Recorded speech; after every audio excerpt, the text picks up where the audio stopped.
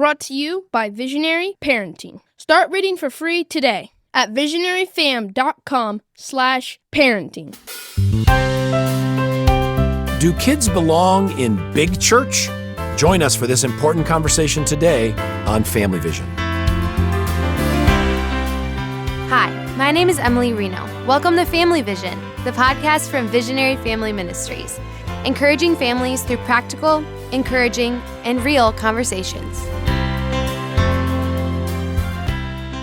Rob and Amy Rienow here with Visionary Family Ministries. We always look forward to this time with you on Family Vision. We are so thankful that you join us here on Mondays for the Family Vision podcast. And we want you to follow the podcast, but more importantly, we want your family to follow Jesus every day. And that is why we are here with you today. And before we jump into the content today, we want to ask for your help. One of the things we're passionate about here at VFM is sending families on mission trips together. And we have got a team of families heading to the Philippines in March. They're going to be doing two important things. They're going to be installing clean water filters in people's homes. The water crisis, clean water crisis is so serious in the Philippines. And they're also going to be sharing the good news of Jesus. And we want to ask for your help. We are asking the Family Vision community to come together to purchase these water filters. Each one of these water systems costs about $75, and you can donate one, which would get installed into a family's home in the Philippines. All you need to do is go to visionaryfam.com/hope. And you can donate one, you can donate 10, you can donate $10 toward a filter. Anything would make a huge difference. All you do when you complete that donation, it is tax deductible. You'll see the field where you can type in the word filter, and we'll make sure 100% of your donation is put toward purchasing a filter that'll be installed in one of these homes, and those people are going to hear the good news of Jesus as well. And our heart is for you to become a visionary family. We are welcoming to the VFC community today the Linga family from New Zealand and the Watson family from Texas. It's just amazing that we are creating this visionary family community of families all over the world, and we would love your family to become a visionary family. Yep, just go to the website, visionaryfam.com. There's a big button at the top, join the community, learn all about it, and become a part of what God is doing through families around the world. Okay, sweetheart, we got a big question today of do kids belong in big church? What do we do with these little ones when we have our corporate worship services on Sunday morning? Let's turn back the clock. Let's just tell everybody about our experience as kids growing up in church. So you first. Wow. Well, I attended a large Bible church, one that was in Wheaton. It was called Wheaton Bible Church. And with my dad, who was not a believer, my mom was a believer. And I remember, well, first of all, just loving it. I loved church as a kid. And we did have Sunday school. And it was interesting, like there would be Sunday school. There was actually a pre-Sunday school time where you'd get to come and say verses. You know, that was another aspect of the church. We would go to Sunday school, and to a certain age, you would do what they would call a double Sunday school hour. So you'd have like your regular Sunday school, and then you would actually go to a second hour of a different type of Sunday school. But I think that only went to maybe fifth or sixth grade. I don't remember the age it was, because by the time you were entering into junior high, if you were going to be there for the whole morning, it was Sunday school, and then you would go to church. And generally, I mean, I would sometimes be, most of the time I was sitting with my parents in church because my mom was teaching Sunday school the first hour. Then we would go as church as a family the second hour. But it was also the kind of thing, as we got older, it wouldn't be unusual that you wouldn't be sitting with your parents in church if maybe their Sunday school hour was that second hour. You would still, so it depended on your family, whether you were kind of divide and conquer, and it would depend on the year. So, but generally speaking, it was Sunday school for an hour and then church is an hour once you hit the junior high age. That was the typical way it was done. Yeah. So I grew up Christian mom, non-Christian dad. Now, my dad did not go to church. Like he Right. didn't do that just to be polite to mom. He didn't go at all. So Right. I was just with mom. Very early years, we went to a church called The Barn in Simsbury, Connecticut. But then my memory, I don't really have any memories of that. I was too small. We went to Valley Community Baptist Church in Avon, Connecticut. And we do 2 hours on Sunday. So I would Right. have a Sunday school hour and then in church with my mom and my older brother. And So it's similar. Yeah, really similar to you. And it's fascinating. This question now is a front burner question for a lot of families and a lot of churches. Do I bring my child? And I think for the context of our conversation, we're generally talking about elementary age kids, preschool age kids. But do I bring them to big church? And one of the fascinating aspects of the question is that for roughly 1,950 years of Christian history, nobody ever asked this question Correct. because there was a universal practice of every Christian church everywhere that when the church gathered for worship, everybody was together. It was a gathering of the whole faith community. And it was understood, well, that was just the biblical pattern. That was the Old Testament pattern. That was the New Testament pattern. And so it's really only in our lifetimes, and a hair before, I guess, that churches even started asking this question and parents started asking this question. And I think there's some insight that should be gained from the fact that for 1,950 years, all God's people everywhere did this the same way, that they viewed the church service as for everyone.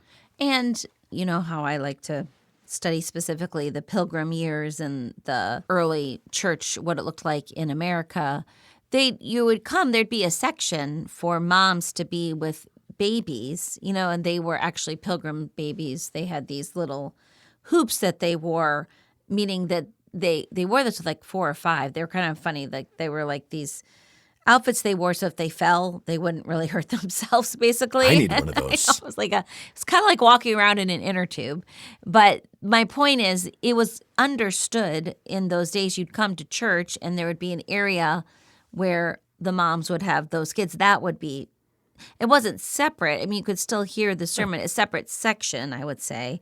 But then by the time they were out of their little hoop, which was probably around 5 to 6, then they were just expected to sit with their family in the regular service, just like an adult, basically. And I mentioned kind of in passing, I said the pattern of the Old Testament, pattern of the New Testament. It's probably worth mentioning that because honestly, for a lot of years, if you had asked me what does the Bible say about children participating in the corporate worship service, I would have said, well, I don't know. But just crash course here, okay? Exodus 12, God tells parents to celebrate Passover with their children. Deuteronomy 16, parents are told to worship with your children during the Feast of Weeks. In the days of Joshua 8, whole families gathered for the reading of the entire law. Okay, specifically, that is, we're going to read the first 5 books of the Bible, all of them, and we're going to gather our children for that. Days of Joel chapter 2, God calls the people to gather all their children. And the Bible even says there, to your point, even the nursing infants. It's right there in the Bible, bring the nursing infants because their spirits are alive and well. The Holy Spirit is working in their life together for worship. And we also see the pattern in the New Testament. One of the best ways to recognize that, you say, well, where does it say in the Bible, thou shalt bring your kids to church? Or where does it say in the Bible that the children were there? Well, remember the letters of the New Testament, Ephesians, Colossians, Philippians. These were letters, those examples, written by Paul to the church, and those letters were read as sermons in the church, and they were copied and distributed to other churches. And the sermon of the day would be Paul's letter. Right. So imagine you're in the church in Ephesus, and your elder, your pastor says, okay, husbands, pay attention now. Love your wives just as Christ loved the church. Wives, your turn. Respect your husbands. Okay, children, your turn. Listen up. Children, honor your father and mother. Obey your parents in the Lord, for this is right. Well, what does that tell us about where the children were? They were present and they were being addressed by the pastor. And that's right before the section on spiritual warfare and right after this difficult theological section earlier in the book. So again, the pattern in the Bible is that when the family of God gathers, everyone in the family is there. Well, logistically, it makes sense. How would there not be children in the early church? I mean, where else would they be. If you were a Christian and potentially going into the catacombs for worship, you probably aren't leaving your kids in the catacomb nursery. I don't think they had that. That's what the sign would be over the door for that part of the catacombs. I don't know. You can just turn them loose in that I don't know. underground section of tombs. Kind of interesting. That would motivate the children actually to stay in the worship service. I think so. Hey, I want to leave. Okay, roam the tombs, children. Yeah. I think I'll stay with you, Mommy. Exactly. That actually goes back to a child training principle for keeping kids in church that we haven't really covered, but we'll save that for another episode. My thoughts on this are always more experiential than coming. I mean, I appreciate your theology from the Word, and I respect everything you say, and I'm just going to get through in my experiential thoughts. But I will never forget this when we were serving in Alabama when RW Project Serve? Correct. Project Serve. It was the summer. It was the year that many African-American churches had been burned, and we went down to go serve in a rural community in Alabama. Summer of 2000. And so at one of these churches that had been burned and built a great relationship with the people there. And so I brought on that trip RW, if it was the summer of 2000, he was turning 3. And then Lissy was, not 9 months, 11 months. Actually, she took her first steps in Alabama. And actually, talk about multi-generational, and we talked about family missions trips. My mom was on that trip with us, serving with us. In Greensboro, Alabama. It was such an incredible experience. But one thing that was really hitting me, because RW was just that age at 3 of, doing the Sunday school. And we were in the same situation where he kind of had those 2 Sunday schools that I talked about before. There was like his regular 3-year-old Sunday school. And then we take him to the second hour Sunday school because, of course, you were busy. We were busy all morning. And that was before we had captured any of this family discipleship vision at all. Well, I wouldn't say not even didn't have a taste of it, knew nothing about it. And I remember I would take him to the second hour Sunday school because that's when they combine the ages. And it was like a war room. I mean, you would go up there and there would be, the 5-year-olds are just running laps around the room. The workers are just exhausted. And you're like, okay, here's my 3-year-old. Let's have the 7th graders play dodgeball with the 3-year-olds. Well, they weren't 7th graders, Rob. Once again, you over-exaggerate. It was a joke. Okay, well, it was just 3 to 5, but even in the 3 to 5 range, there's quite a developmental difference between a 5-year-old and a 3-year-old, and that 11-hour Sunday school was just absolutely crazy. Because this is really, they don't really have that strong of a Sunday school plan. It's definitely more childcare while their parents are either doing a service or Sunday school. So anyway, that was my experience and then we go to Alabama and we're serving in this community and there are 2-year-olds and 3-year-olds sitting in the whole service. In the pew there with their families. With their family or their grandparents usually. And they'd already sat through a Sunday school. They did the same thing. They had Sunday school as a church family. They'd come as a family, and then they'd have their worship service. But the 2-year-olds and 3-year-olds had been there for the whole morning. They were sitting in the Sunday school. I mean, they might be getting up and down and getting a treat, but there was no running laps around the building. And I'll never forget, I was at the service, and of course, I'm there with Lissy and my mom, and we're in the back of the church. You're up there with all the high school kids. And what is my 3-year-old doing? Running laps in the back of the service. And that's when I had this light bulb at the light bulb. I'm like, wait a minute. If those 3-year-olds can sit, in a service, now I have a vision. It is possible. He maybe could do this. I mean, really, that was far before there was any theology behind anything of that. It was just the experience of wow, maybe I am missing something here, that maybe my 3-year-old is capable of sitting in a church service. Yeah. And we want to tell you, we think the church is missing something here. A big part of our ministry is why are so many kids walking away from the faith in their teen years, in their college years? And one of the big missing pieces for a lot of these kids is that they never built a heart connection with their church family. They built a heart connection with their Sunday school, with their junior high group, with their high school group. And then they graduate high school, and they're like, where do I go now? And we say, well, you go to church now. You get involved with the whole faith community. And they've never been in there. They've been in there maybe at Christmas and Easter because we can't get volunteers to take care of them then, or whatever it might be. But they've never built a connection with the whole family of God. I remember There was a magazine years ago that did a cover story on this question, do kids belong in church? And it was 3 views, 3 different authors, 2 pages each. View 1, no, they don't belong in church. They crawl into the pews, they ruin the offering envelopes. They'll get better discipleship in Sunday school. View 2, in for the singing, out for the sermon. View 3, in for the whole thing. Right. 3 perspectives. It was fine. But what struck me about the article, there was not a single reference to the Bible.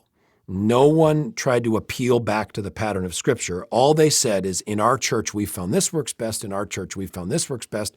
In our church, we found this works best. And we believe it will be more effective for kids' spiritual discipleship to get their meal, their spiritual meal on Sundays on the Lord's Day with the whole faith community. And hey, if there's a vitamin boost of youth group or a vitamin boost of Sunday school, fantastic. But they've got to get their meals just like every other believer. By the way, if you want to do a very deep dive into this conversation, that is my book, Visionary Church, How Your Church Can Strengthen Families. And you can start reading that for free right now, visionaryfam.com/church, visionaryfam.com/church. Put your name and email in. Free ebook will come to you right away. But we think this is not just a random question, oh, what should we do with our kids in church? But it's actually tied to the church's whole mission of helping the next generation follow Jesus. Part of what you had said before about the kids not being connected to the church service, which is very true. And I think often when we make that statement, we think, well, it's almost like it's the kids' job to get connected to the church. When the truth of it, the reality is it's the job of the church to see the kids. And I really mean that, to actually see the kids, to know who they are, to connect them with their families or not with their families if they're an older student coming. And really that connection should start not with the kids feeling the need to connect and like, hey, you need to go here. Instead, it was the church needs to validate and value them. And it just reminds me of something that we talk about in Not So Perfect Mom, how important it is to realize your kids are valuable to the kingdom God for who they are right now. Like they don't need to wait to, it's not who they are becoming, it's who they are now. That's important. They have gifts to give. They have, God cares about what's going on in their hearts. And when kids do not feel that the church cares about what's going on in their lives, I think that begins the initial disconnection. They might feel very connected in their Sunday school and with their Sunday school teacher, as I did growing up. I had wonderful Sunday school teachers. But you also need to know that you are a valuable part of the entire church, of the family of God. And there's so much to say in this that it may not all fit into one podcast, because I was going to talk about worship and everything too, but maybe we should save that for another time. Well, yeah, just pivoting off what you said there, a family ministry friend of mine, a family ministry leader in Malaysia, Herbert Tan, has this powerful quote, because there are churches who say, well, we're going to bring the little people in, okay, whether it's just for the singing or the whole service. But he says, just because you bring little people into the room with the big people doesn't mean you're doing multi-generational ministry. To your point, are those children, are those little people in your service seen, valued, cared for? Are we choosing songs that will connect with 5-year-olds and 85-year-olds? When we preach, are we speaking to the 10-year-olds and the 60-year-olds? Mm-hmm. Is the worship team, are there little people up there? The ushers and the greeters, are there little people there? Or do we pat ourselves on the back and say, well, we have small people in the service because that's the way they did it in the Bible, but everything that happens in that room is geared for adults. Just because they're there doesn't mean you're doing multi-generational ministry. And I think that was a super important insight. So churches that want to explore this biblical pattern, it's more than just bring the kids in. Yeah, it's truly valuing them in where they are in their stage of life and that they're important. And frankly, to know them, just to know who they are, their names. And, I always go back to our years in youth ministry and how unbelievable it was to be going to the women's Bible study and having relationships with women who I was getting more and more connected to, and then going and serving, with the youth every Sunday, and sometimes not knowing for even a year that the mom I was sitting next to in my Bible study was the mother of the girl that I was connecting with on the last youth group. Like, that's how disconnected it can become, that you don't even know, it's such an individualized mindset then when you can't put the pieces together. And yeah, I think that is extremely important, that we are born into families for reasons, and the church needs to minister to the entire family. And part of that is the pastors need to be aware of who those people are and whether they are coming from families or not at all. We don't know. You know what I mean? They need to know. Exactly. So deep dive, visionaryfam.com/church. Amy just mentioned her fantastic book, Not So Perfect Mom. And you can start reading that for free right now, visionaryfam.com/mom. And we would love to see you in person at one of our upcoming Visionary Family events. The next one coming up is March 6th and 7th at the D6 Northwest Conference. This is the premier family ministry conference, and our daughter Lissy Bailey will be speaking there. She'll be doing one of the keynote messages as well as a workshop. Then we have a Visionary Family Conference in Wichita, Kansas, the weekend of March 13th. Visionary Parenting Seattle, the weekend of March 21st. Then D6 Southeast in Nashville. That will be Amy and Lissy, April 23, 24, and 25. And as we mentioned earlier, the Cedar Bay Family Camp, Upper Peninsula of Michigan, July 18 to 24. This is going to be an epic week. We talk about bringing all the generations together for worship and spiritual growth. That's what our family camps are all about. This one will fill up fast. Trust me, it is February right now. You don't want to wait till May or June to say, oh, I wonder if we should check out that family camp with the Rienows. Now's the time. It will fill up. Visionaryfam.com, click the events button and learn more about it. If you have any questions about those events or you have some prayer needs for your family, our prayer team is ready to pray for you. In fact, we've got members of our prayer team that'll get on the phone with you, talk with you, pray with you in person. Every family needs support. Email those prayer requests to us at podcast@visionaryfam.com. And we look forward to our next time together with you on Family Vision.